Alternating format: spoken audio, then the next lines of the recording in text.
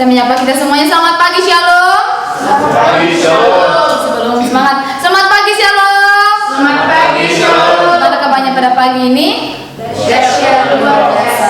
Kita bersyukur bahwa semua kebaikan Tuhan dalam kehidupan kita pada pagi ini. Kita masih sehat, kita masih kuat. Semuanya karena kemurahan Tuhan dalam kehidupan kita. Terima kasih juga buat Ibu Aslama yang sudah mempercayakan saya untuk menyampaikan kebenaran firman Tuhan pada pagi hari ini. Kita akan membacakan kebenaran firman Tuhan pada pagi hari ini. Kita buka kitab kita yang terdapat dalam Matius pasal yang ke-19 ayat yang ke-27 sampai ayat yang ke-30.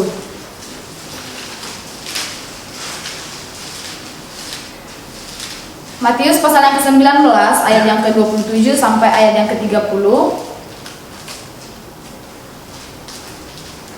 Kita akan baca secara bersama-sama ayat ini. Namun sebelumnya izinkan saya membaca perikop yang diberikan oleh Lembaga Alkitab Indonesia, yaitu upah mengikut Kristus.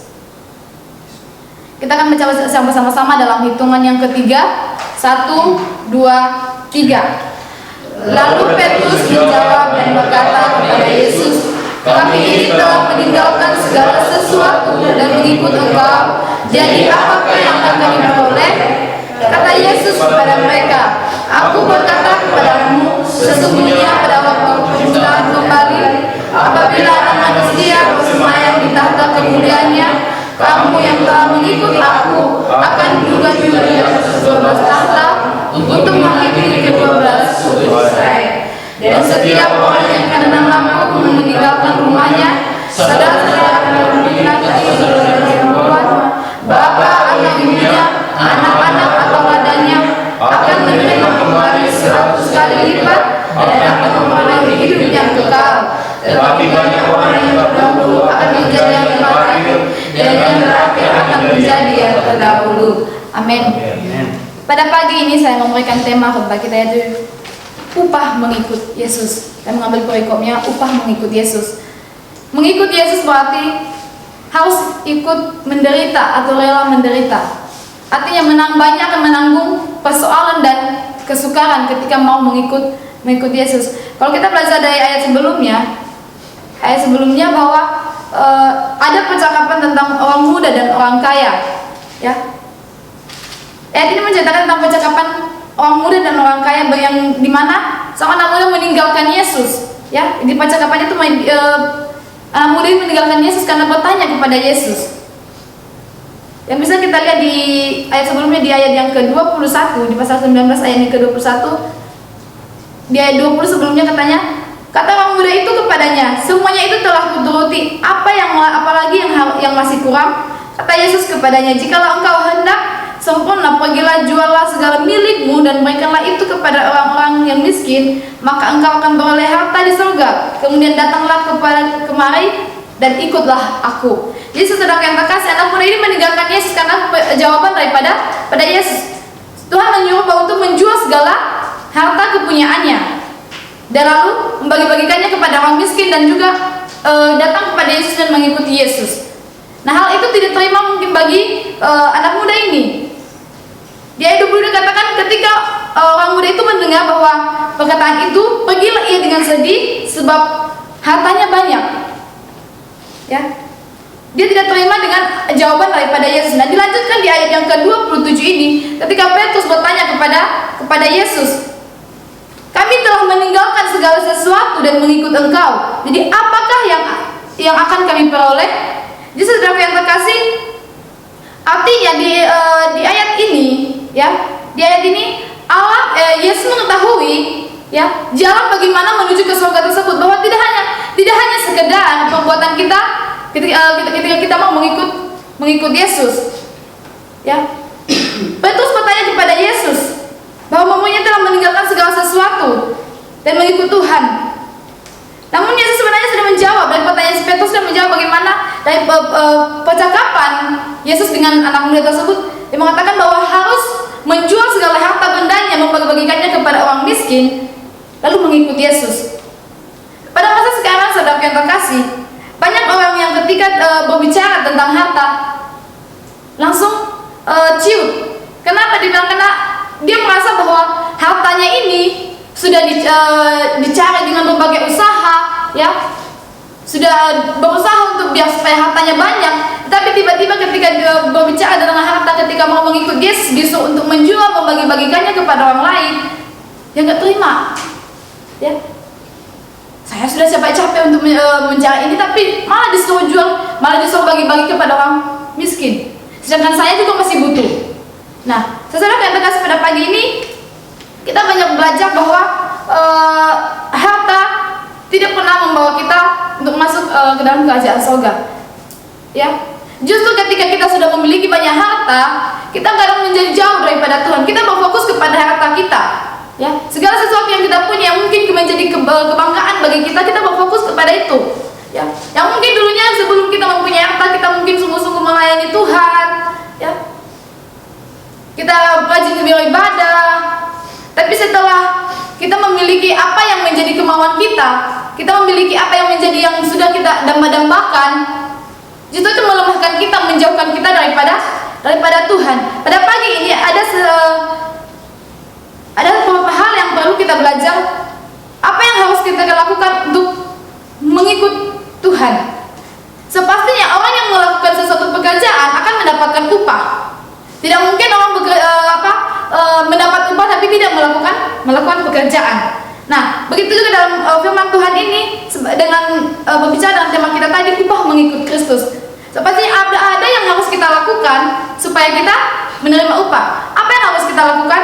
Itu bisa kita lihat di dalam ayat yang ke-29. Dan setiap orang yang karena namaku meninggalkan rumahnya, saudaranya laki-laki atau saudaranya perempuan, bapak atau ibunya atau anak-anaknya dan ladangnya. Ya, di ayat 9a. Jadi apa yang harus kita lakukan, yaitu kita harus mampu ketika kita mau mengikut Tuhan, kita harus mampu meninggalkan sesuatu yang lebih berharga, yang mungkin berharga dalam diri kita, yang sekarang kita miliki. Seperti yang di ayat 9 tadi, harus meninggalkan rumahnya, saudaranya laki-laki, saudaranya perempuan, bapak atau ibunya, anak-anak atau ladangnya. Ya. Ketika kita melakukan ini, saudara yang terkasih, ketika kita mau mengikut Yesus, kita harus mampu meninggalkan sesuatu yang berharga dalam kehidupan kita, yang kita miliki sekarang. Yang kita miliki sekarang itu mungkin ya keluarga kita. Ya, kita sadar bahwa kita sampai di tempat ini, kita meninggalkan keluarga kita meninggalkan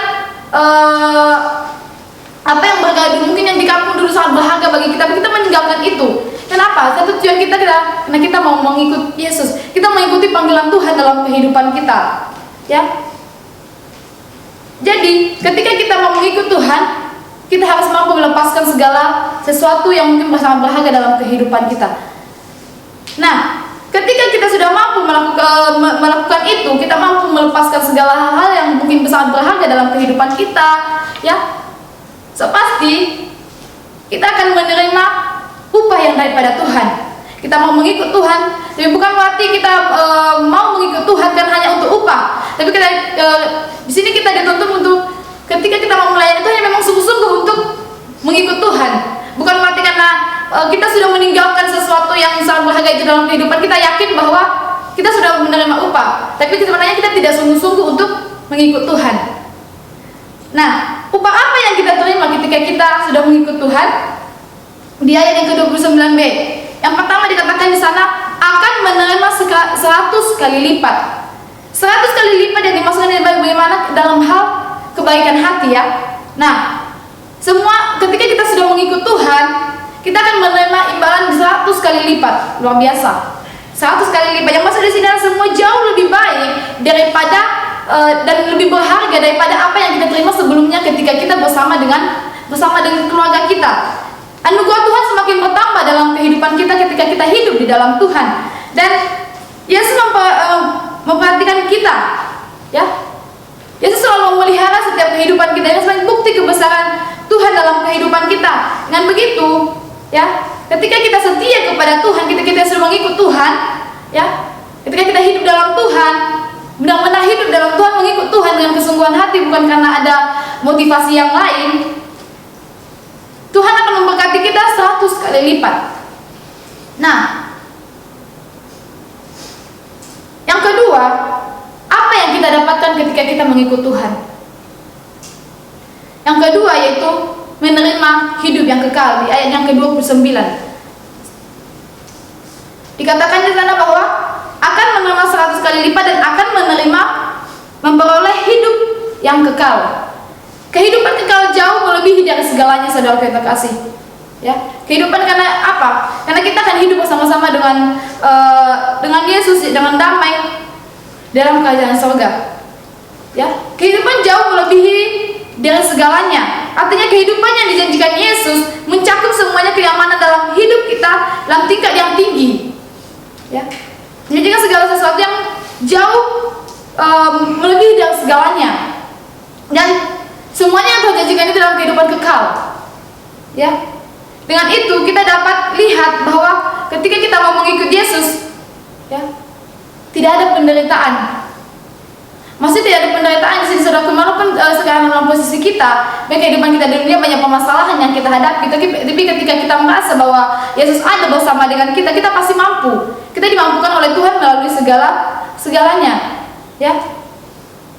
Jadi saudara yang terkasih, ketika kita bersama dengan Yesus, Tuhan pasti mampukan kita untuk melalui segala sesuatu yang mungkin sangat berat dalam kehidupan kita, yang ketika kita mengikut Tuhan, ada berbagai permasalahan yang kita hadapi. Tapi ketika kita benar-benar mengikut Tuhan, kita pasti dimampukan oleh Tuhan. Jadi saudara yang terkasih, kita belajar bahwa kebenaran firman Tuhan pada pagi hari ini, bahwa ketika kita mengikut Tuhan, ya, ketika kita mau menyerahkan sepenuhnya hidup kita ke dalam tangan Tuhan, kita menjadi orang yang berharga di hadapan Tuhan, ya. Kita menjadi orang yang istimewa di hadapan Tuhan.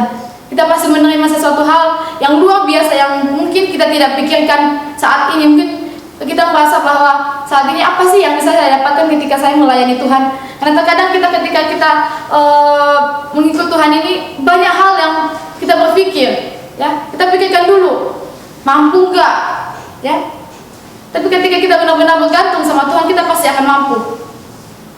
Kita pasti akan mampu melewati segala sesuatu yang terjadi. Mungkin dalam permasalahan dalam keluarga kita, ya. Kita pasti dengan tekad kita benar-benar mengikut Tuhan, kita pasti menerima jalan keluar daripada Tuhan. Tuhan pasti menguatkan kita, dan Tuhan pasti memampukan kita untuk melalui segala sesuatu demi untuk mengikut Yesus. Amin. Jadi demikianlah kebenaran firman Tuhan pada pagi hari ini. Bila kita belajar dari kebenaran firman Tuhan ini, bahwa mengikut Yesus sekalipun banyak hal yang kita lalui, tapi kita percaya bahwa ketika kita sungguh-sungguh melayani Tuhan, kita mendapat upah yang besar daripada Tuhan.